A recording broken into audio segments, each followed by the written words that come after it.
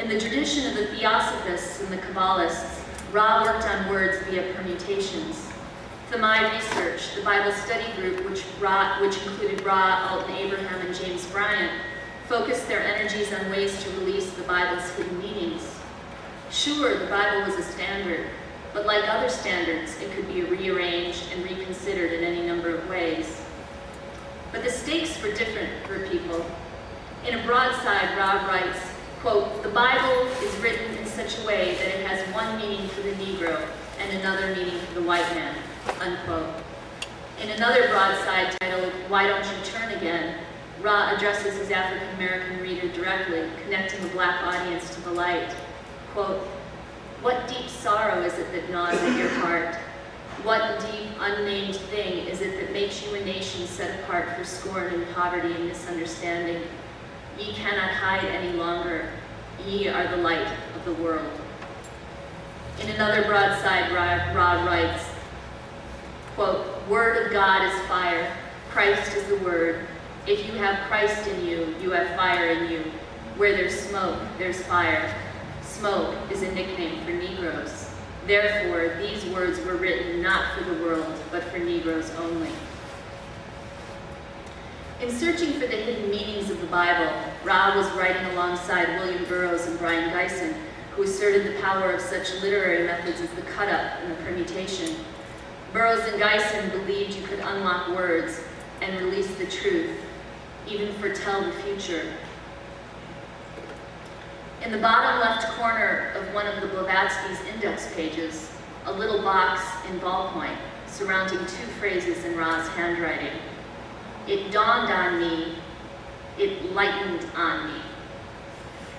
Gotta write this down, otherwise.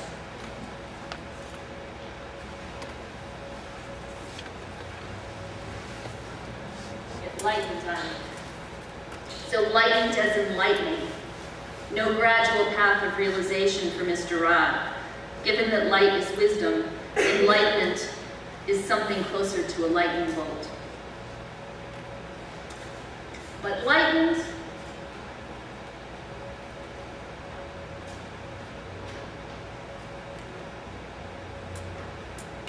sounds a lot like lightened, and that might be a word better left behind. A young Ra grew up surrounded by ads for skin whiteners and hair straighteners, products like Tan Off and Sure White and Black No More. Even Garveyite publications like Negro World ran ads for these bleach creams. One black-owned Chicago company, Cashmere, had a series of Nile Queen advertisements that equated African-American women's beauty with ancient Egypt. However, the accompanying illustrations pictured women with light skin and straighter wavy hair and other European features. By the 1930s, the number of brand names for these whitening creams topped 200. Our history books have been subject to a form of whitening as well. Ancient Egyptians have been routinely pictured as pale-skinned Europeans a la Cecil B. DeMille.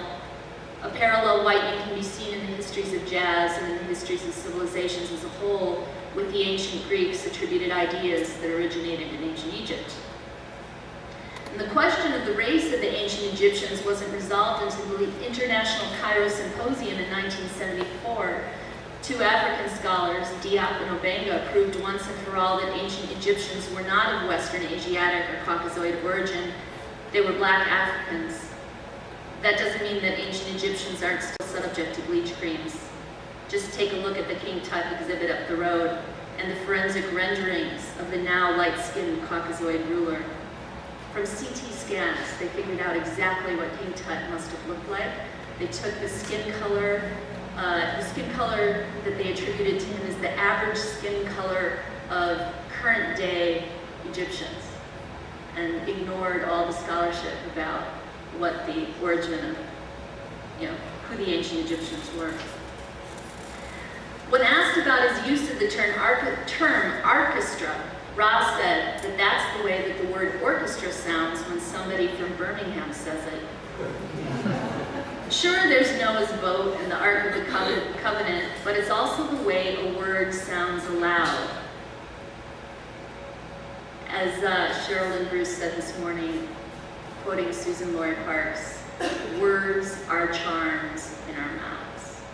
Such a great line. So it's the way a word sounds aloud. Similarly, that extra en in enlightenment might be left behind anyway when pronounced by somebody from Ra's earthly hometown, enlightenment. Ra's biographer John Zwed writes, quote, Sonny told the orchestra that if you listened closely to people mispronouncing English words, you could hear the way that they said them made them sound like words in other languages. It was also possible to find phonetic similarities hidden behind the letters of the alphabet, to find words within words, to find contradiction within single words. Like finding the word lighten in enlightenment, or finding in light and the path back to the fiery sun. In Ra's broadside titled The End, he writes, lightning is the symbol of the living being. Life is a fire. Those who are dead have been snuffed out.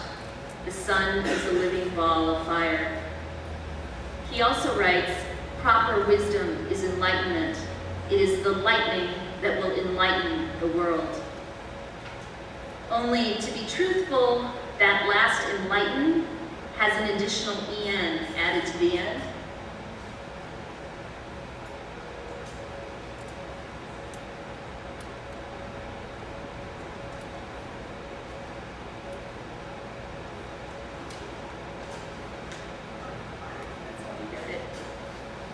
Could be a typo. Enlightenment, maybe, maybe not. Ra liked balance and equations. If you take something from someplace, you have to account for it someplace else. Maybe that extra en was the same en removed from the word enlightenment in order to transform it into enlightenment. Who knows?